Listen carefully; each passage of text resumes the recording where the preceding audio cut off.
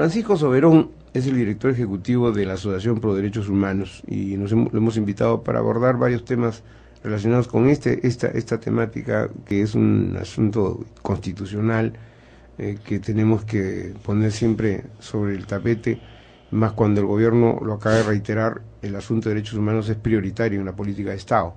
Entonces, la presencia de Francisco Soberón para conversar con este tema, al margen de probablemente muchas discrepancias que se puedan tener en el camino, pero el asunto de los derechos humanos nos unifica a todos, nos une a todos, porque es un precepto constitucional que debemos respetar. Don Francisco Soberón, bienvenido a Radio Nacional, ¿cómo está? Alberto, encantado de volver a encontrarme contigo en este espacio y poder dialogar como siempre hemos sabido hacerlo con tu orientación y para las discusiones y debates y para informar a nuestros ciudadanos y ciudadanas de las preocupaciones que efectivamente se tienen. Y con la más absoluta pluralidad. Así es. ¿No es cierto? Que nos caracteriza a todos los peruanos. Bien, usted ha planteado, Francisco, uniformar criterios para aplicar en el Poder Judicial respecto al tema de derechos humanos. ¿Para qué cosa hay? ¿Hay una suerte de cada uno opina por su cuenta o juzga por su cuenta? Bueno, creo que esto ha quedado evidenciado a raíz de la reciente indignante sentencia de la Sala Penal Permanente que preside el doctor Villestein, en donde contraviene, por un lado, decisiones del Tribunal Constitucional en casos vinculados incluso al Grupo Colina, donde el Tribunal Constitucional ha dejado establecido claramente que estábamos hablando frente al conjunto de los crímenes de Colina, en particular el caso Barrios Altos, Cantuta, como crímenes de lesa humanidad.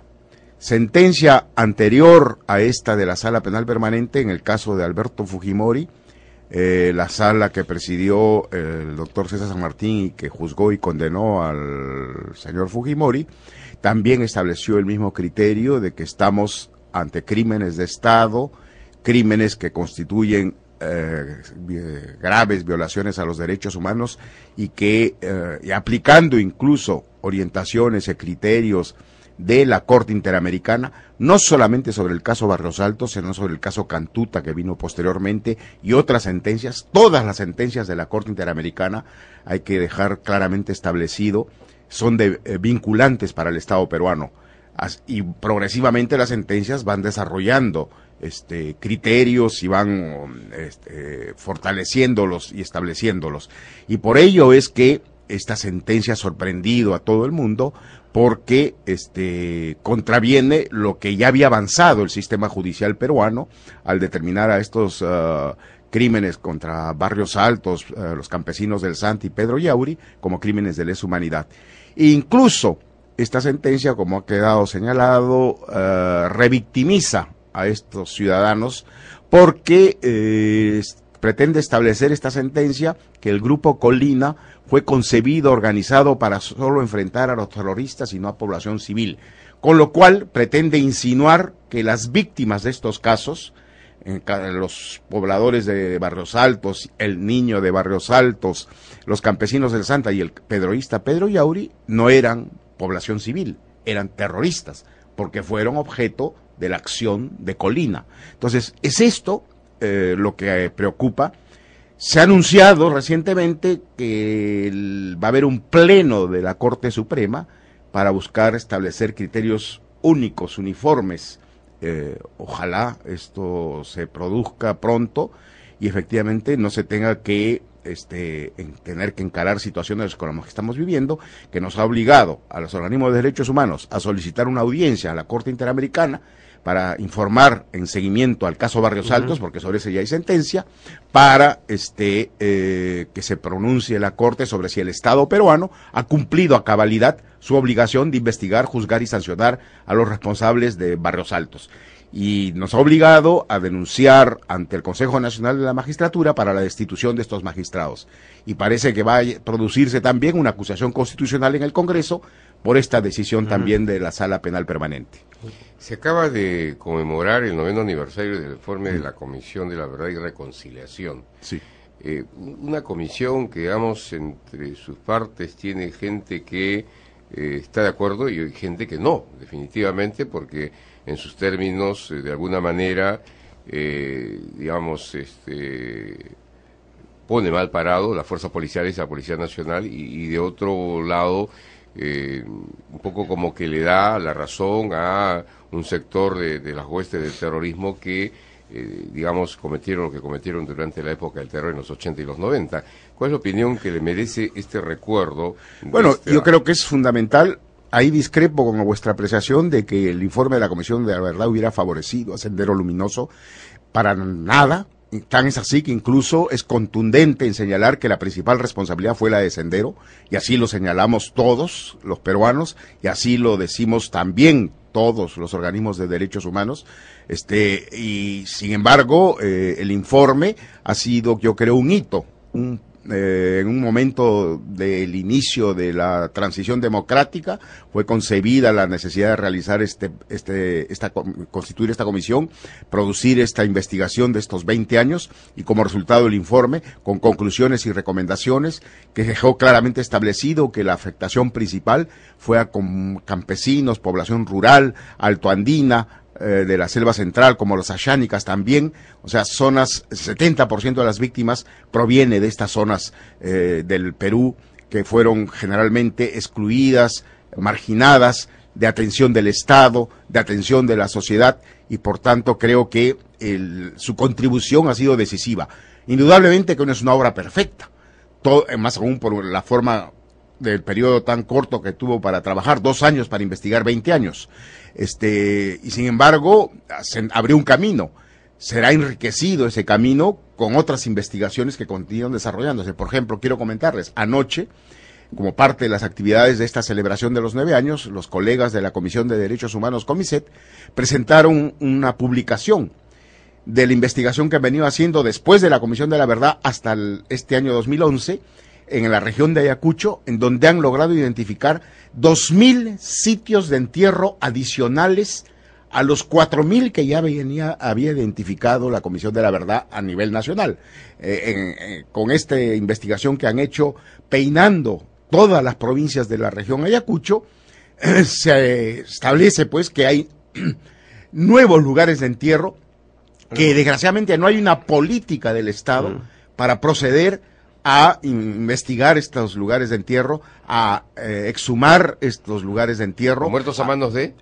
De todo. Hay de Sendero, hay de la Fuerza Armada, ¿no? De ronderos, de todos. Pero habría que determinar también. Yo recorrí esas zonas hace muchos años, ¿no es cierto? Incluso yo tengo ahí fotografías en las que descubríamos fosas, botaderos de cuerpo, incluso de niños, ¿no? Ahí tengo las fotos que son testimonio fiel de lo que descubríamos en esas épocas. Pero lo que yo le pregunto es, en la serranía, en el altiplano, también se entierra a la gente, a veces no en cementerios, sino cerca de las comunidades, ¿no? ¿Podrían estar confundiéndose o sumándose eso?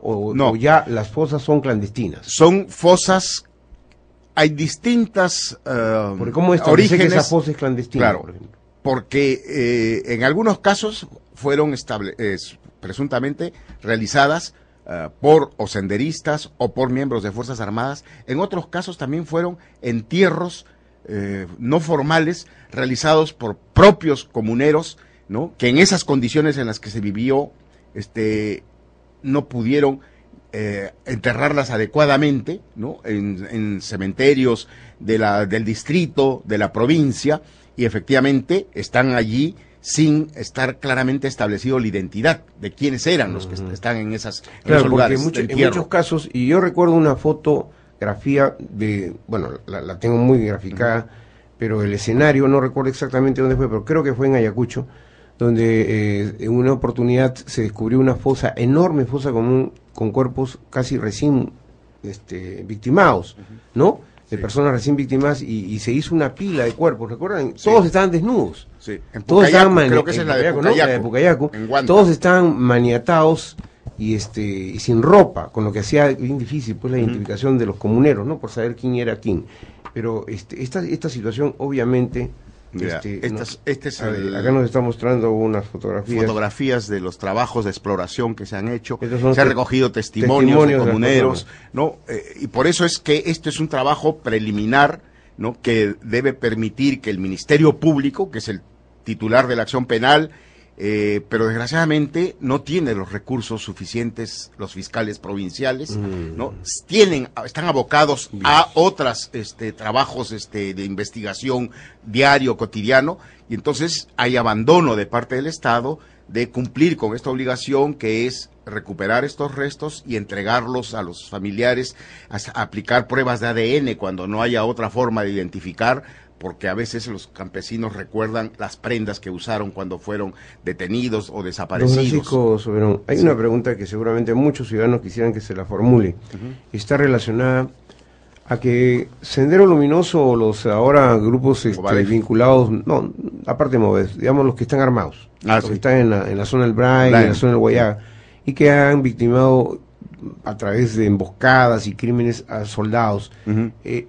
La pregunta es, la comisión o la entidad que usted preside, la Asociación Pro Derechos Humanos, sobre esos soldados, ¿ustedes han expresado algún tipo de preocupación? Siempre nos hemos pronunciado, no solamente como APRO, sino la Coordinadora Nacional, a la que pertenecemos, 70 organizaciones de derechos humanos, nos hemos pronunciado con ocasión de las muertes recientes en el marco de la Operación Libertad, de los miembros de las fuerzas policiales, así es, y en distintos momentos en que se han producido ese tipo de bajas, en este tipo de emboscadas y actuaciones y operaciones de estos remanentes de las columnas de los hermanos Quispe Palomino, siempre nos hemos pronunciado y nos pronunciaremos, porque creo que es importante que la sociedad en su conjunto se pronuncie, que se exija indudablemente una acción diligente de parte del Estado para seguir enfrentando a estos remanentes y poder en algún momento no de mucho tiempo, creo que erradicarlos definitivamente. Creo que es una obligación del Estado. Señor Soberón, ¿se tiene una cifra exacta de los muertos durante, digamos, esta época del terrorismo en el Perú? Se habla de 30.000, de 40. Hoy he visto, por ejemplo, una cifra que habla de 70.000 muertos. ¿Cuál es la cantidad exacta? Hay una cifra que dio la Comisión de la Verdad en su informe de proyección, 69.000. Sin embargo, el Consejo de Reparaciones, que es la entidad del Estado encargada de hacer el registro único de víctimas, está efectivamente a este momento, todavía sin haber culminado su trabajo, en alrededor de 30.000 plenamente identificadas. Ayer, justamente en la presentación de esta publicación, Sofía Maher, la presidenta del Consejo de Reparaciones, sobre el tema de desaparecidos, por ejemplo, ha señalado que ya hay casi 12.000 desaparecidos plenamente identificados. Las estimaciones que dábamos los organismos de derechos humanos en las proyecciones de los desaparecidos simplemente era de 15.000, con lo cual yo creo que vamos a ir aproximándonos a una cifra más exacta, ¿no?, una vez que culmine su trabajo el Consejo de Reparaciones. Don Francisco Soberón, una última pregunta que le pido una profunda reflexión, porque es una pregunta muy compleja que se la formulé hace unos instantes al presidente de la Corte Superior. Yo soy personalmente la idea de que con los grupos terroristas no se puede dialogar, que ellos tienen que primero deponer las armas, someterse a la justicia para determinar su grado de responsabilidad, y después, eventualmente, se podrá ver la cuestión del diálogo. Pero hoy vemos que el gobierno democrático del presidente Santos, de Colombia, que ya tiene una larga historia de violencia terrible, tan terrible como la de Sendero y el MRTA, ha abierto las puertas a un diálogo, ¿no es cierto? No sé si poniéndoles como condición la rendición de armas, pero yo recuerdo, y usted seguramente lo recordará muy bien, que mientras se informaba sobre la captura de la toma de rehenes en la embajada, se decía que con los terroristas, y lo decía Fujimori, no se dialoga, ¿no? ¿Usted recuerda? Claro, pero y luego vas a recordar el hecho histórico. Entonces un día, con el ministro de Educación de ese entonces, acudimos a un centro de escucha. Yo fui acompañándolo a él, que me invitaron. Y ahí me percaté que había un diálogo, pero casi cercanísimo, vía radio, con Serpa Bartolini y el ministro. Lo que a mí como periodista me llamó la atención, porque se estaba negando formalmente que no había diálogo, ¿no? Y en ese momento lo que hice fue prender mi grabadora, usted recordará, y grabé, pues, ¿no?, en la que inclusive se bromeaban entre Serpa Bartolini y el exministro de Educación de entonces, que era parte de la comisión negociadora de Cipriani. ¿Recuerda usted o no? Sí.